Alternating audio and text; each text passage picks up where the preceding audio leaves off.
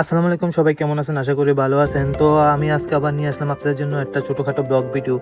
তো আজকে যাচ্ছি আমার বাসার পাশেই 15 থেকে 20 মিনিট লাগে হেঁটে গেলে একটা পাহাড়ের মতন পার্ক আছে, যেখান থেকে পুরো মাদ্রিদের ভিউটা স্পষ্ট দেখা যায়। তো অবশেষে আমি এই জায়গাতে চলে আসলাম, এখন আপনাদেরকে ভিউটা দেখাবো।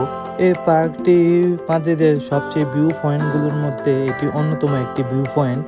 এটি কয়েকটি কৃত্রিম ছোট পাহাড় বা টিলা দ্বারা গঠিত। এগুলো আসলে পুরনো ধ্বংসাবশেষ দ্বারা নির্মিত করা হয়েছে এবং পরবর্তীতে সবুজে ঘিরে দেওয়া হয়েছে গাছপালা এবং ঘাস লাগিয়ে। উপরে উঠলে আপনি দেখতে পারবেন পুরো মাদ্রিদ শহরটাকে 360 ডিগ্রি অ্যাঙ্গেলে পুরা মাদ্রিদের ভিউটা দেখা যায়।